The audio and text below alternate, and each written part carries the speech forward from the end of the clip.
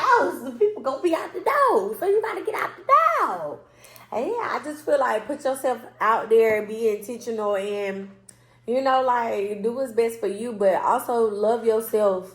Love yourself first, and then that's will help you receive other people in your life. And you, when you're loving on yourself, just love where you're at.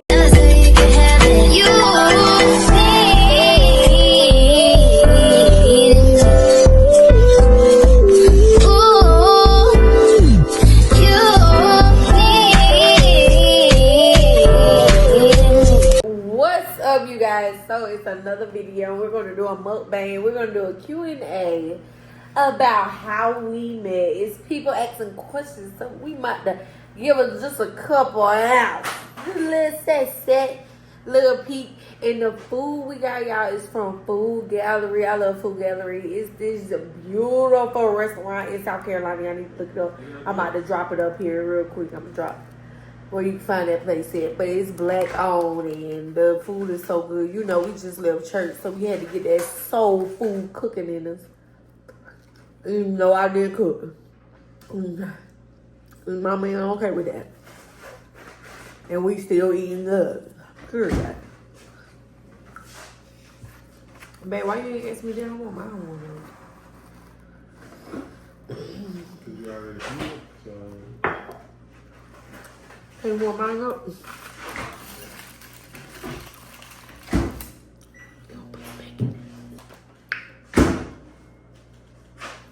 Thank you. He got oxtails, macaroni, and collard greens. And it comes with a cornbread already. Okay. So that's what he got. And I got the same thing I just got. Except for macaroni, I got llama beans. It's a Kool-Aid. And then Larry got some peach cobbler and I got some cheese, not cheesecake. I had got some yellow chocolate cake.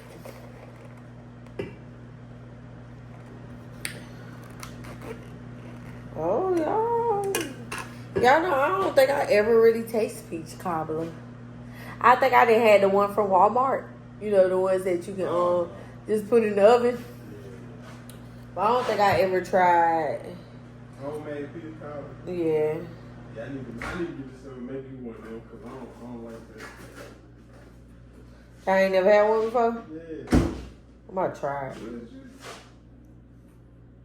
I'm just try it. Yeah. It tastes good. Y'all, I just did to Larry what he always do to me. He'll taste my food before I taste it, and he know I can't stand it, and he does it anyways. Because he likes bothering me in that way. So, y'all shouldn't have seen how he just looked at me when I did it. Like, she tastes something before I taste it. It don't feel good, do it?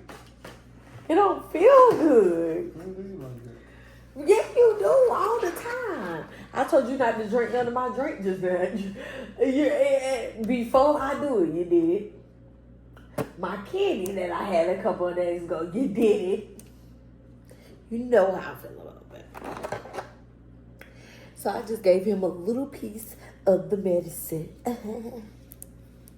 So first question, how did we meet? Facebook.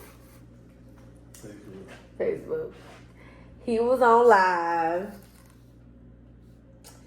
He used to come on my live, and the only thing I used to remember saying was, "What up, Lulu?" I didn't know who he was. I just kept saying, "What's up, Lulu?" When he'll hop in my lives or whatever. So he hopped in my lives, and he was like saying some sweet stuff or whatever. Like, you know, talking about what he would do. Talking about, you know, talking all that.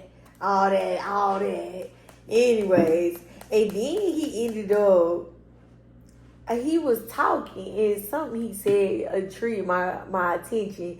So I ended up going back on the live, and I found him because I went in my inbox, and I never seen him in it. And then I got a lot of people in my inbox, so I didn't know, like, I couldn't find his name. So I was like, you know what? Let me go to the live. Something just put in my heart, like, go back to the live. So I ended up going back to the live, and I found him.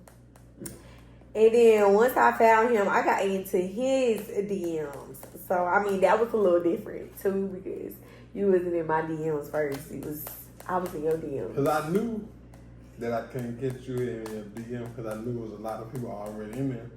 So that's why I used to go to your live and then just say what I had to say on the live. Oh, so that's it. That was your method. That was your method to get my attention, baby. Okay. So, y'all, literally, since we started talking, we've been always texting, y'all. I'm up here trying to go to the first DM that I sent him. And it is taking forever. I realized that I'm one of them girls now who be sending my man a whole bunch of reels. I'm one of those. See, calls. And then it's crazy because I see him a reel while he on the toilet. I'm just right there in front of him. Right there. Look at this. Alright. So I'm trying to take you out to the first DMs. And then it was crazy because I was like, bro, how you gonna say all this stuff on my live? And you ain't even in my DMs. Like, you ain't even reach out and say, hey, beautiful, how you doing? No, nothing. December 3 months. December over in tomorrow. Yeah, so 3 months. Alright, so October the 1st, I got in his DMs. I said this. I get all that junk. What man with words? Don't even follow me. You can't even follow me? Or do you follow me? You just not my friend. Let me know. Cause ain't no way you was on there. And you don't follow me. I'm just playing. Hey, how you doing? Lou. Flowers, Mr. Flowers. Yeah, what you said?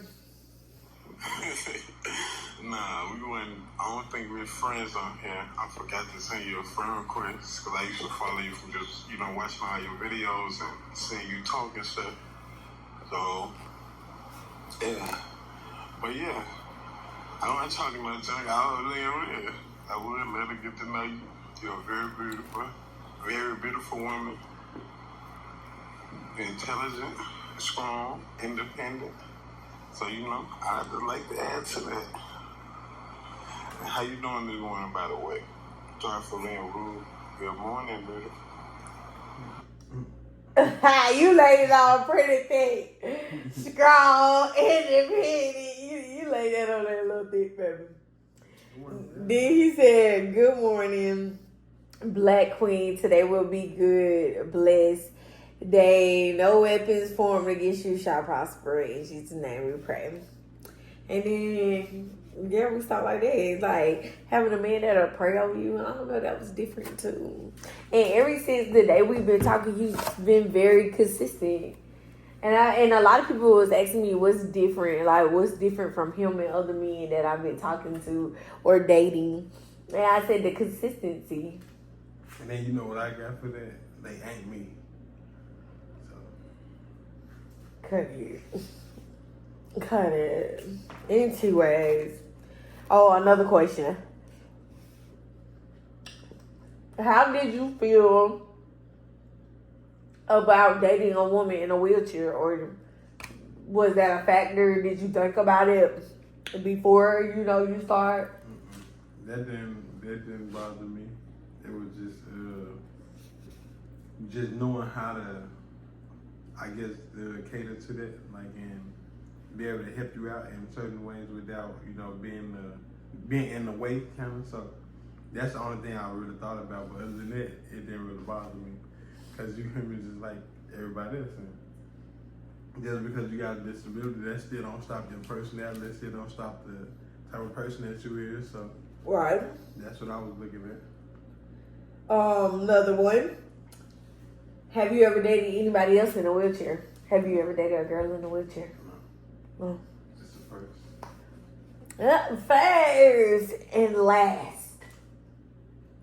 Period. Okay, because we're committed.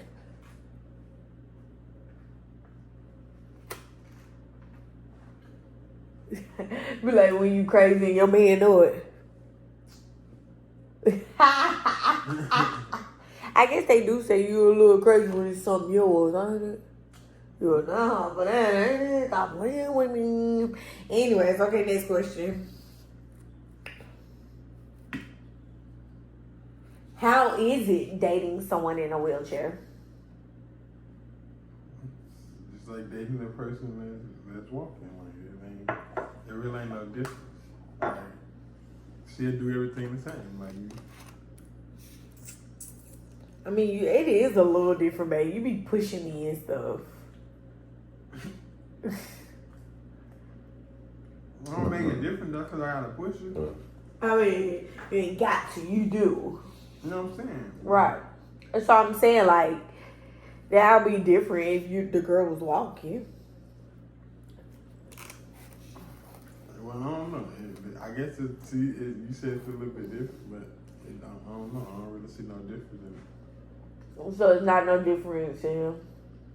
Don't bother you. Mm-mm. So if a person make you feel bad about pushing you or bringing it up or something like that, then maybe that's not the person for you. You know, you have to be the real discern and not have discernment on who you letting be in your life and who you letting, like, you know, show you the type of love that they giving you. So, like, you'll never want nobody to give you, you know, sourpuss love where they throwing up what they do in your face or something like that. Like, you know what I'm saying? Mm-hmm. You know how people can do that. Yeah.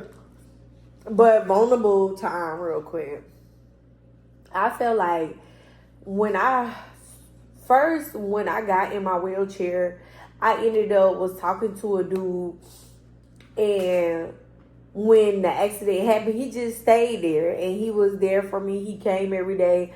So we ended up taking it into a relationship, and in a relationship I wasn't as happy. So I decided to leave from the relationship. And after that, like, I just started dating myself and really just paying attention to myself. Like, when me and him was dating, I was already like working out, going to therapy, rehab, and stuff like that. So I feel like I was working on myself. But when I broke up with him, at first, like, I felt like I doubted myself. Like, could I take care of the bills and handle things by myself? Can I really do it by myself? You know, me and him been staying with each other for a couple of months. Like, do you really want to be able, like, pay these bills by yourself? So at first, that really triggered me, because, you know, you don't want to struggle and you don't want to, like, put yourself in a predicament. So, but then I was just like, you know, my happiness is worth more than, like, you know, making somebody stay because I like them helping pay bills, or them staying because they don't mind, or something like that, and we're really not happy with this. Is not something we really wanted. Mm-hmm. And eventually, like, before my wheelchair, I really didn't like the whole marriage and kids thing.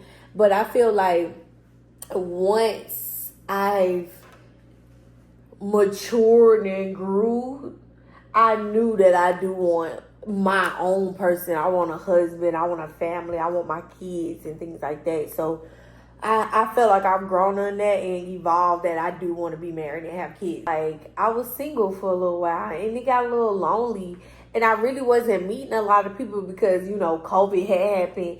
And then after COVID, when you only going to doctor visits and therapy, you're not meeting a lot of people, right? And then the people that I was meeting, it was giving desperate. It was giving, you can do better. And not to come for nobody else, but it's just like, the men that I was falling for was like mama's boys, complainers, it was just a lot. And I was just like, ugh, it was giving desperate. Like, you want somebody to love you. And I felt like I had to start loving on myself more. And the more I loved on myself, the more I got closer to God, it made me love myself more. And then God showed me what real love was. So a person who shows up for me every time and is there for encouragement, wisdom, like that person showing up for you all the time and putting people in your life that can share that too with you. So it was just like I realized that I was more blessed than what I was looking for because I already had it. So I felt like I forgot about that type of love, like the love my aunts give me, my sisters give me. It's like I forgot about that type of love. Because you want that type of love that in between your legs and hold you at night. But that don't matter. Because sometimes the people that be holding y'all at night, y'all don't even want them to hold y'all because, you know, I ain't going to tell y'all business. You know, though. But for real, though, like, overall, I just had to start loving me, start loving my situation to feel better, to put myself out there. Now, one girl asked me, she was like, long story short, I'm not going to tell all her business, but the question was, I want to start back dating, but what if I pee or poop on the dude while we're having sex or something like that? First of all, when you're in rehab, they talk to you about the things that you will go through in your spinal cord injury, your disability, or however. So first of all, get your education together. Know what's your limits and what you need to do with your body. And then when you start wanting to invite somebody in, you can tell them that those things might happen. But most of the time, though, like, sex is sex. Don't make it weird. It's only weird if you make it weird. And why I say that is because that has happened to me during intercourse. But the dude cleaned it right up and was just like, yeah, you ready to get back to it? So it made me, it made me feel like if he didn't mind, why should I? Like, why should I be embarrassed if he's okay with it and ready to finish? You know what I mean? So, what you about to say? I know, I was just say most of the time, he ain't gonna really mind if he already in the room with you anyway. Right. I mean, because y'all laying down. I mean, overall, now, mind you, one time I was with a dude, and I realized, okay, so when I was in rehab, it was a crazy story. The class that I was having that week, my dad was there, and he was there in the class with me. And in the class, we were talking about sex that day. And it was so awkward because it's like, dang, my daddy ain't here and we got to talk about sex. But my daddy know about sex, but I know about sex. So we just didn't make it weird or whatever. You know, it was weird, but we didn't make it weird. So the lady was like, so who knows about intimacy? And I was like, what's intimacy? Fucking. Like, I was like, yeah, ma'am, I know about fucking. And she was just like, no, intimacy sometimes can be deeper and it can be more than sex. I really didn't understand her then, but I feel like I understand her even more now. I never received intimacy, but I have with Larry. I'm not gonna lie. And it was just a moment where we were just having a moment. We were just looking at each other in each other's eyes, and it was just a great moment. In that moment, I felt satisfied. Like I did just bust a nut. In that moment, but it wasn't even that. And it was crazy because I told my cousin about it, and she was like, oh, what y'all had sex? When I told her we had intimacy. And I was like, no, we didn't have sex. But that's what people think it is. But it's really having a deeper connection with someone. So it's like, sometimes you got to find that deeper connection before you do open your legs sometimes. Because mentally, if you're not there, your body is not going to be there. When it comes to having a spinal cord injury or a disability and sex, it don't matter if you can feel it or not feel it. It's a mind thing. If your mind not there, if you not feeling it, the dick ain't gonna get up and pussy ain't gonna get wet. Let's just call it that. Simple. Okay.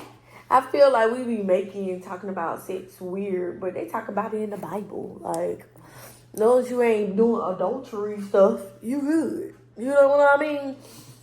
So, let me see if we got any questions.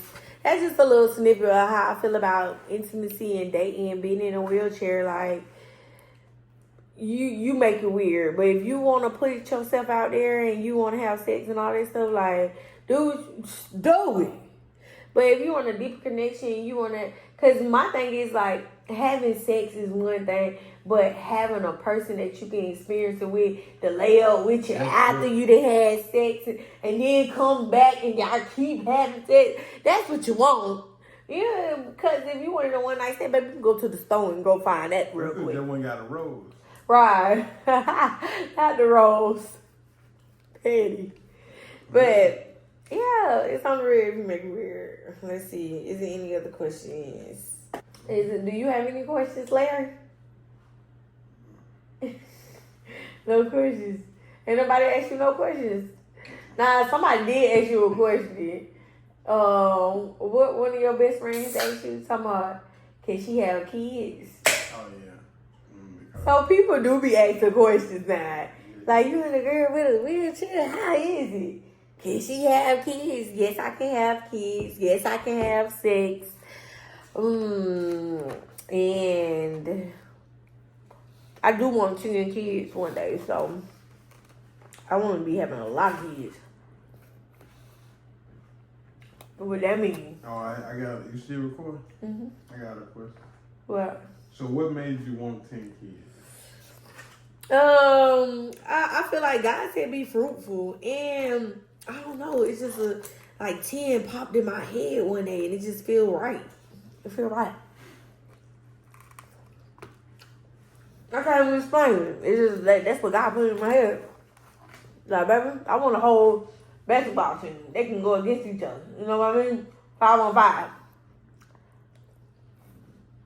Take one out, put one in. I got 2 starting 5s. We got the starting and the bench. Right. I'm just saying. But, I mean, yeah, it was just that number that popped in my head because Larry asked me would I have more kids. I would. Especially if we pop them out like twins, triplets real quick. I'm trying to have twins and triplets my first 2 rounds. Oh. And then like, boy, you go to, see, I'm trying to go to the store and get the same type of diapers on. Not different diapers, different sizes.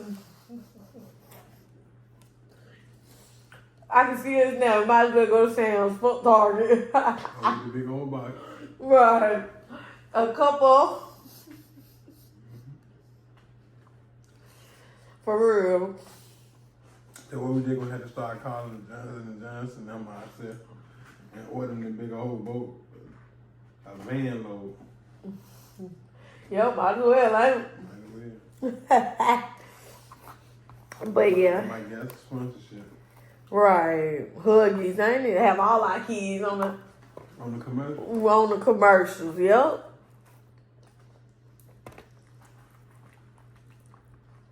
Look, we got goals for our future kids. Stop playing with us. Talking about working the plan. But see, I feel like I'm gonna tell y'all right now. The dating pool is pissy. But it's only pissy when you're looking in the wrong places. So things that I'm not gonna lie, like getting myself back out there, I did put myself on Facebook. I did put myself on dating apps just to like see what's out there. That really didn't have work for me because I'm very like, I don't know, like my attention span is very short. So if a person can't keep it, then I like move on or whatever. So, but it was fun just putting myself out there to knowing what I allow in my life, what I won't allow in my life.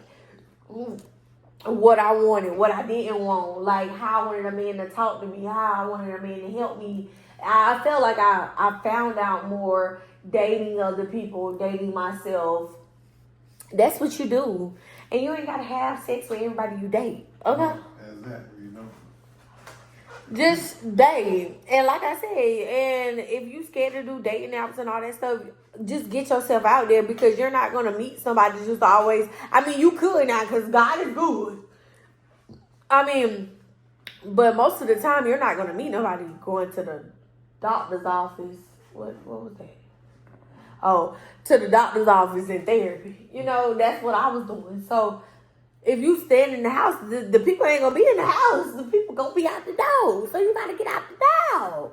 And yeah, I just feel like put yourself out there and be intentional, and you know, like do what's best for you, but also love yourself. Love yourself first, and then that's will help you receive other people in your life. And you, when you're loving on yourself, just love where you're at, where you could be at, and really heal from what's going on with you.